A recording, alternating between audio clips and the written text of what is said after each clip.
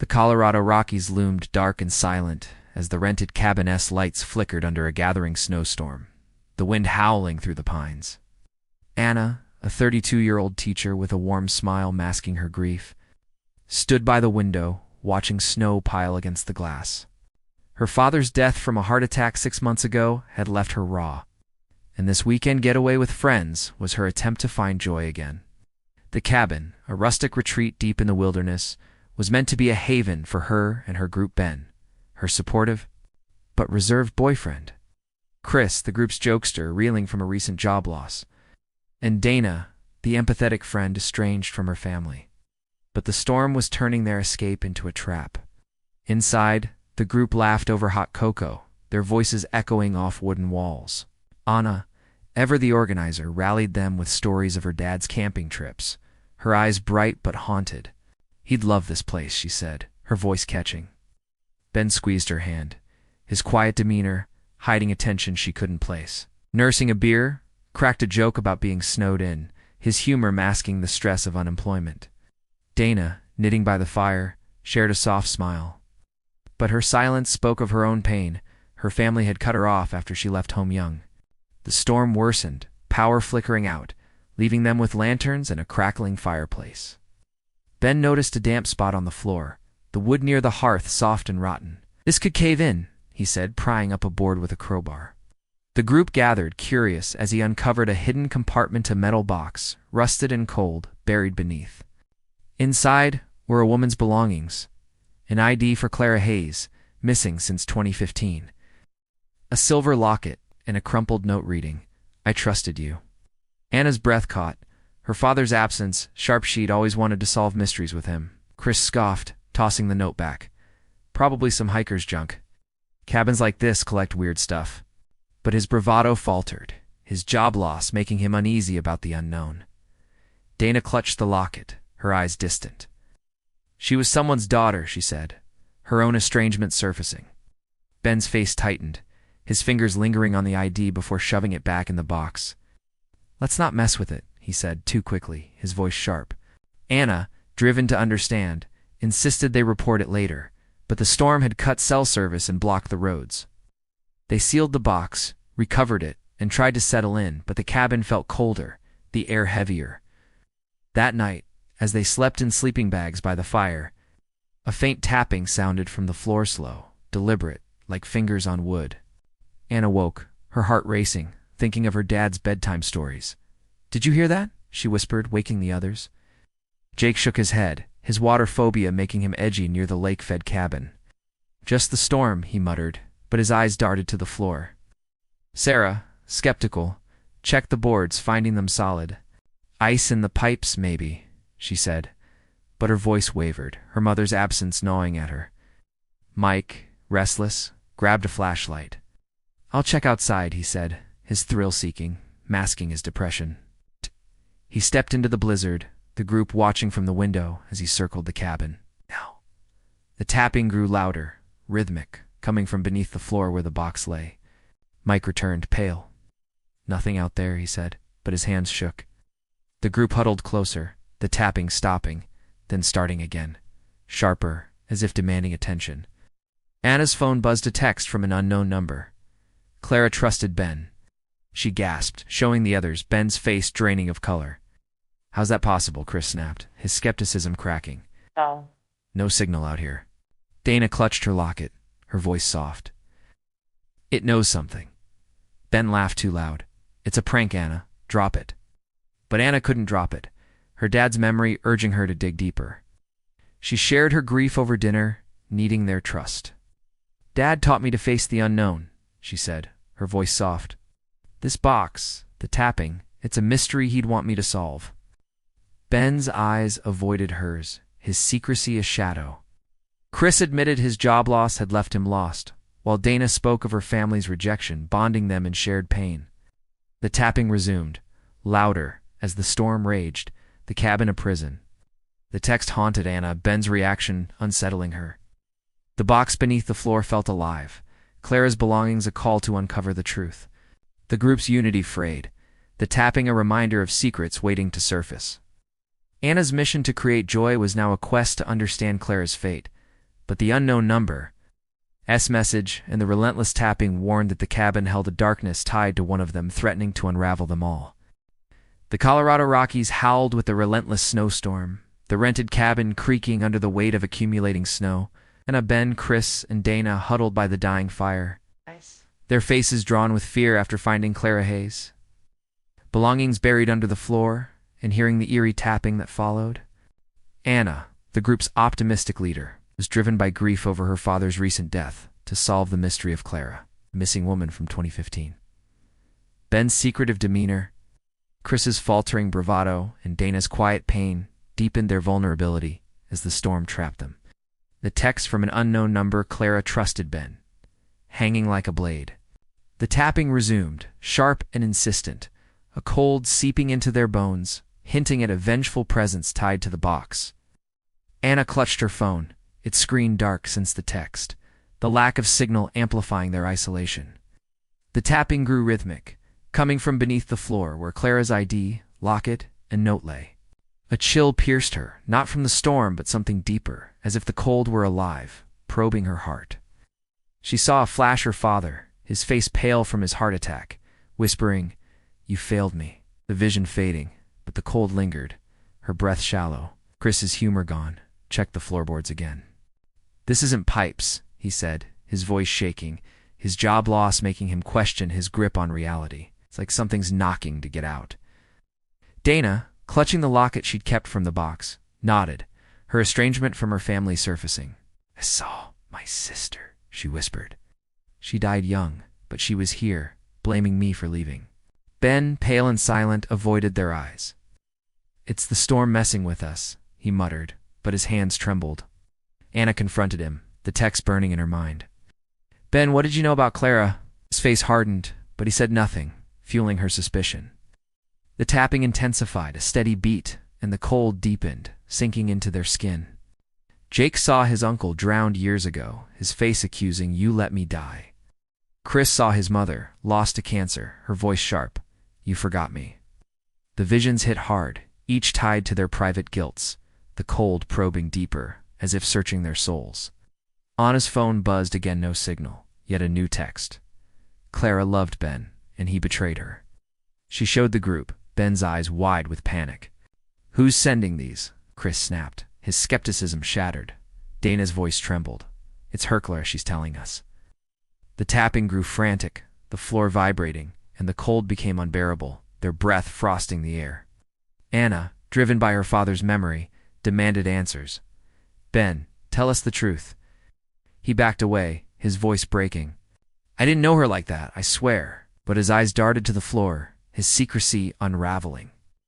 The group retreated to the kitchen, needing a break, sharing their fears over weak coffee. Anna opened up, her voice soft. "Dad died alone, because I was too busy teaching. I see him now, blaming me. His cabinet's using our guilt." Chris nodded, his job loss raw. "My mom needed me, and I wasn't there.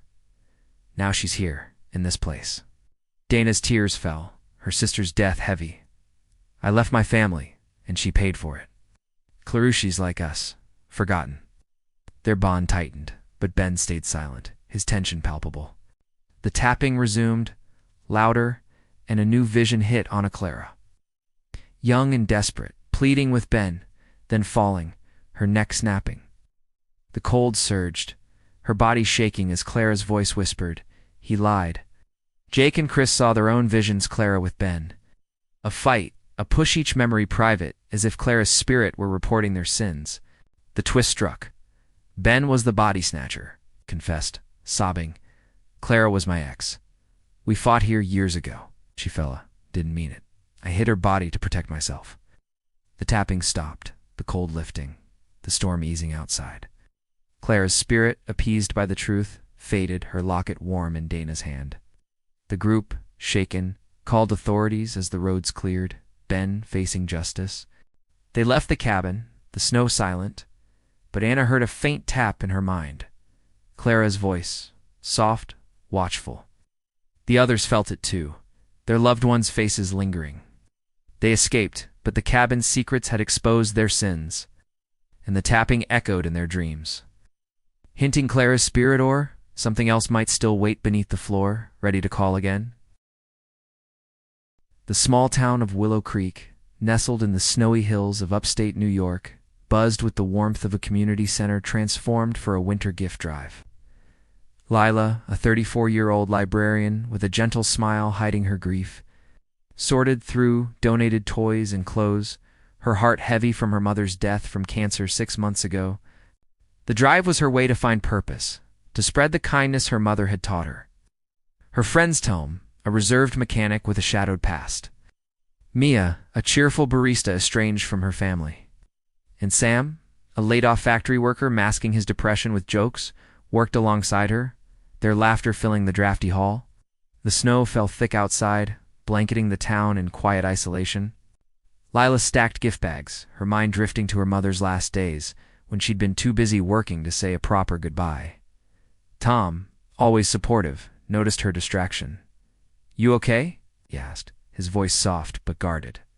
He'd been accused of theft years ago, acquitted but never fully trusted, a weight he carried silently. Mia, sorting mittens, chimed in with a grin, her optimism a shield against her parents' rejection after she left home. Sam cracked a joke about a lumpy sweater, his humor hiding the pain of losing his partner to illness. Their shared struggles bonded them, making the drive a refuge. As they sorted, Mia pulled a tattered gift bag from a box of junk donations, its red ribbon frayed. "This one's odd," she said, opening it. Inside was a folded letter, its edges yellowed. Lila read it aloud, her voice faltering. A detailed account of a murdered Jane Miller stabbed in her home on Oak Street in 2018. The killer describing the knife, the blood pooling by the fireplace, and naming neighbors who heard screams. The accuracy chilled them. Jane's unsolved case was local legend, her killer never caught. The letter ended. "I couldn't stop myself." Sam laughed nervously. "Some sick prank," he said, but his eyes darted to the bag. Tom's face tightened, his hands shoving the letter back. "Put it away," he snapped, too sharply. Lila's pulse quickened, her mother's memory urging her to seek truth. "We need to tell the police," she said, clutching the letter, its words echoing her need to make things right. The storm worsened, snow piling against the windows, cutting cell service. They stored the bag in a locked cabinet, but the air grew heavier, the hall colder. That night, as they cleaned up, a faint whisper came from the cabinet. Lila. In her mother's voice, soft but clear. She froze, her heart racing, but the others heard nothing. "Just the wind," Mia said, her cheer faltering, her own abandonment raw. Sam checked the cabinet, finding it locked, but the whisper came again. Now Sam's name, in his partner's voice. "What the hell?" he muttered, his depression surfacing. Tom, silent, avoided their eyes, his past accusation hanging over him. Lila confided in them over coffee, needing their trust. "Mom died alone because I was working," she said, her voice breaking. "This letter, it's like she's telling me to solve this, to help Jane." Mia nodded, her estrangement echoing Lila's guilt. "My parents disowned me. I hear them sometimes in my head." Sam admitted his partner's death left him empty, his jokes a mask. Tom stayed quiet, his tension palpable, the letter's mention of neighbors gnawing at him. They agreed to contact the police once the storm cleared, but the whispers grew, calling their names. Lila's mother, Mia's father, Sam's partner. The cabinet rattled faintly, as if something inside stirred. Lila's phone buzzed, despite no signal. Text from an unknown number. Jane knew Tom. She showed the group. Tom's face draining of color. "I didn't know her," he insisted, his voice strained, but his eyes betrayed fear. The group's unity frayed, suspicion falling on Tom. Lila, driven by her mother's memory, felt the bags pull, its whispers urging her to dig deeper. They checked the letter again, finding a locket with Jane's initials, its clasp broken. The whispers intensified, a voice not theirs hissing, "Find me." The storm trapped them, the hall a prison, and the gift bag felt alive. Jane's belongings a call to uncover the truth. Lila's mission to spread kindness was now a quest to solve Jane's murder. But the text. And whispers warned that one of them held a secret tied to the crime, threatening to unravel their bonds in the snowy dark. The Willow Creek Community Center stood dark and isolated. The snowstorm raging outside, sealing Lila, Tom, Mia, and Sam inside, with the chilling gift bag and its letter detailing Jane Miller's 2018 murder. Leela, the compassionate librarian, driven to find purpose after her mother's death, felt the weight of the letter's accuracy, its description of Jane's stabbing, the named neighbors, and the killer's remorse. The whispers from the bag, calling their names in the voices of lost loved ones, turned their charity drive into a haunting mystery. The text from an unknown number Jane knew, Tom, cast suspicion on Tom, whose secretive demeanor and past accusation deepened the group's unease. The whispers grew, the bag a living presence, urging Lila to uncover the truth. The storm howled, the windows rattling as the group huddled by a flickering lantern, the cabinet's faint tapping echoing the letter's pull. Leela clutched Jane's locket, its broken clasp cold against her skin. A chill pierced her, not from the storm but something deeper, as if the bag were probing her soul. A vision flashed her mother, pale from cancer, whispering, "You left me." Leela gasped, the image fading. But the cold lingered, her breath frosting the air. The whispers intensified, calling Mia's name in her father's voice. Sam's and his partners, each tied to their private guilts. Mia, her optimism crumbling, checked the cabinet, her hands shaking. "It's locked, but it's moving," she said, her estrangement raw. "Saw my dad telling me I failed him." Sam, his humor gone, nodded, his depression surfacing. "My partner, she's here, blaming me for not saving her." Tom, pale and silent, avoided their eyes, the text's accusation burning. Lila confronted him, her voice firm. "Tom, what's your connection to Jane?" He flinched, his voice sharp. "I didn't know her. It's a setup." But his hands trembled, betraying fear. The tapping grew frantic, the bag rattling inside the cabinet, and the cold deepened, seeping into their bones. Lila's phone buzzed again, no signal, yet a new text. Jane loved Tom, and he killed her. She showed the group, Tom's face twisting in panic.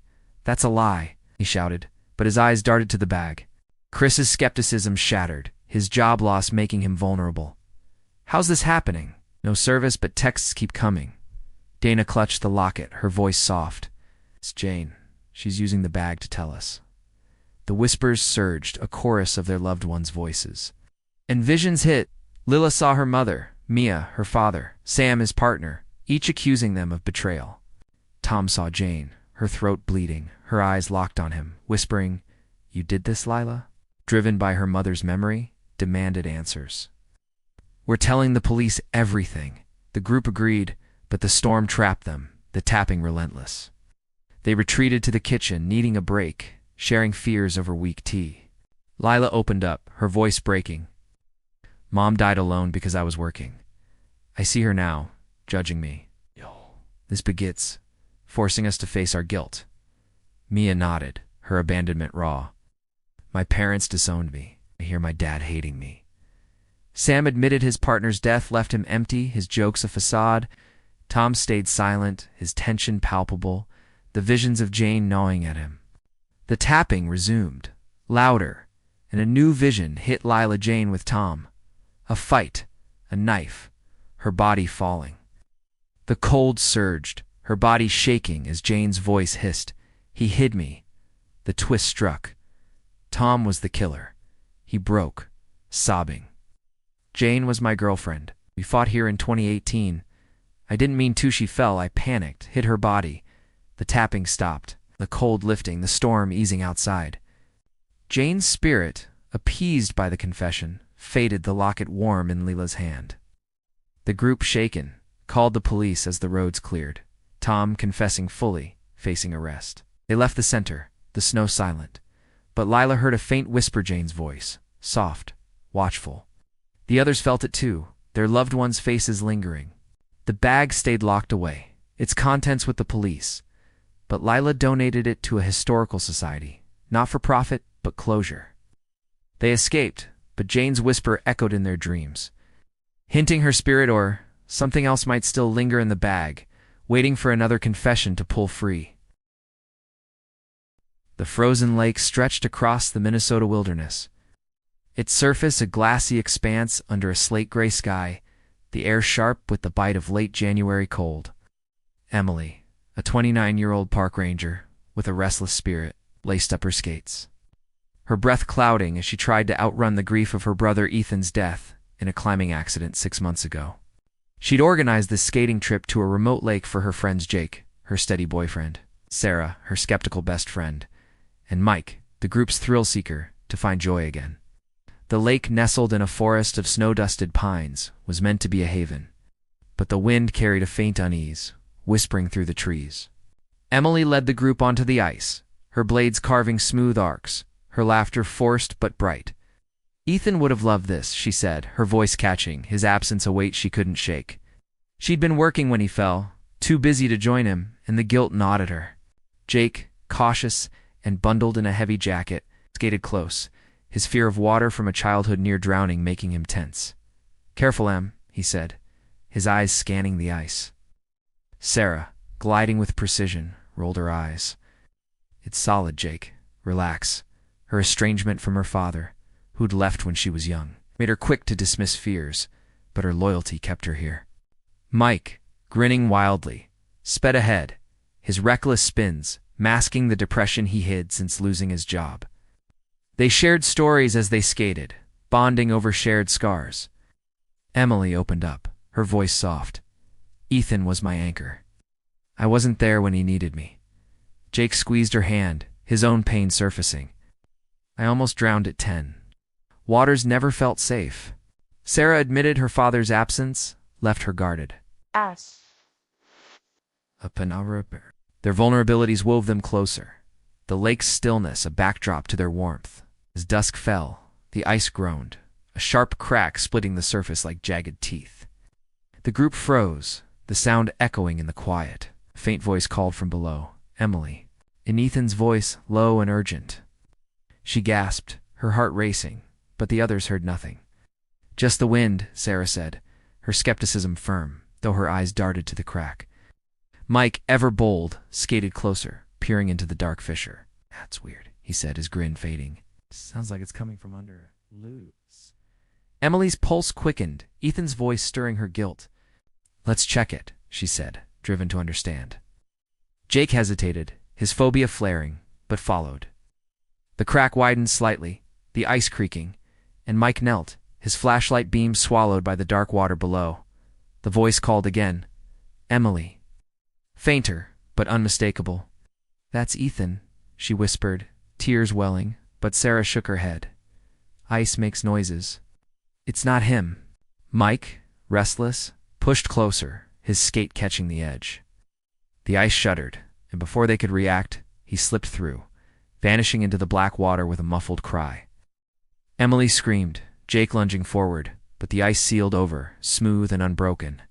They shouted his name, their blades scraping frantically, but the lake was silent. The crack, now a faint scar. They retreated to the shore, shaking, setting up a tent for warmth. Emily's phone, used to film their skating, showed Mike's final moment, his face pale, then gone. He was right there, she sobbed, her guilt over Ethan surging. Jake, trembling, held her. "We'll find him," he said, his fear of water choking him. Sarah, her skepticism wavering, checked the ice again, finding no trace. "He's gone," she whispered, her father's absence echoing in her fear. They huddled in the tent, sharing their pain to stay grounded. Emily confided, her voice raw. "I failed Ethan. I hear him now, calling me to make it right." Jake admitted his near drowning left him haunted. Sarah, her father's abandonment, Mike's absence a fresh wound for them all.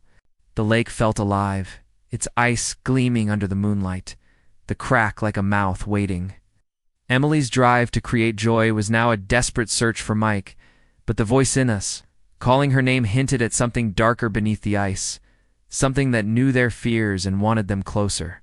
The group's unity held, but the lake's pull grew stronger, and they worried what answering the call might cost. The Minnesota lake lay still under a gray dawn, its icy surface scarred by the teeth-like crack that had swallowed Mike the night before. Emily, Jake, and Sarah huddled in their tent on the shore, their faces pale with shock and cold, their breath fogging in the frigid air. The skating trip meant to lift Emily's grief over her brother Ethan's climbing accident had turned into a nightmare. Jake's water phobia, Sarah's estrangement from her father, Mike's hidden depression had bonded them. But Mike's disappearance after the crack formed and the eerie voice calling Emily, name and Ethan's tone had shattered their sense of safety. The lake felt alive, its silence predatory, waiting for their next move. Emily clutched her phone, its battery nearly dead from filming. Her hands trembling as she replayed the footage of Mike vanishing. "It was right there," she said, her voice raw. "Ethan's absence, a fresh wound. That voice, it was Ethan, calling me." Jake, his eyes darting to the lake, held her close, his fear of water choking him. "We need to find Mike," he said, his voice tight. Sarah, her skepticism fraying, scanned the ice. "He's gone, but that voice wasn't wind," she admitted, her father's abandonment gnawing at her. They ventured onto the ice, calling Mike's name, their skates scraping cautiously. The crack loomed, its edges jagged, and the voice returned, not Emily's name, but Jake's, in his uncle's voice, who'd drowned, saving him as a child. "Jake, come down," it whispered, bubbling from the water below. He froze, his phobia surging, a shadow flickering under the ice human-shaped, too fast to follow. Sarah's name came next, in her father's voice. "Sarah, I'm waiting." Her breath caught, tears welling as she stared at the crack, her skepticism crumbling. They retreated to the tent, shaken, their lantern flickering. Emily shared her guilt, needing their strength. "Ethan died because I wasn't there," she said, her voice soft. "I hear him now, pulling me to the lake." Jake nodded, his fear raw. "My uncle, he's calling me, blaming me." Sarah's voice trembled. "My dad left me, but I hear him like he's trapped."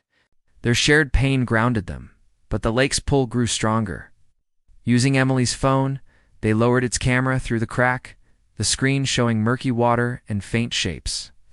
The image flickered, revealing Mike's face pale, eyes wide, mouth moving as if calling.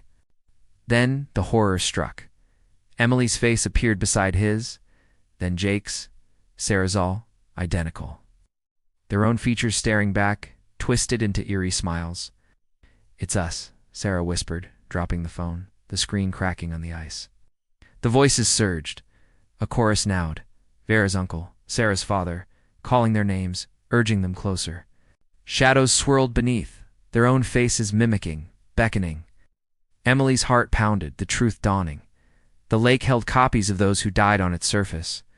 Clones using their loved ones' voices to lure more victims. "They're not real," she said, her voice shaking. "They want us to fall through." Jake grabbed her hand, his phobia overwhelming, but he nodded. Sarah, trembling, stepped back, her skate catching the crack's edge. The ice groaned and she screamed as it gave way, swallowing her into the black water. Emily and Jake lunged, but the ice sealed over, her cry cut short, her father's voice echoing, "Join me."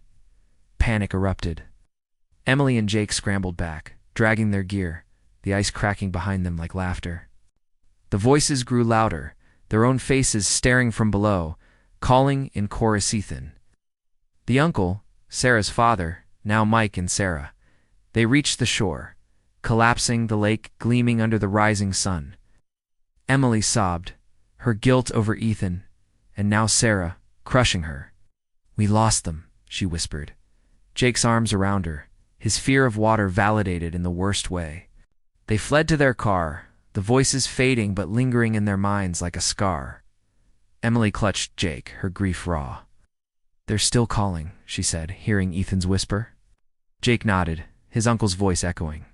They drove away, the lake's icy surface silent. But a faint call followed Millie's name, in her own voice, then Jake's. They escaped, but the lake's clones had marked them, their faces etched in their nightmares. The survivors clung to each other, but the whispers hinted the lake's hunger wasn't sated. And they feared it would call again, waiting to pull them beneath its icy teeth.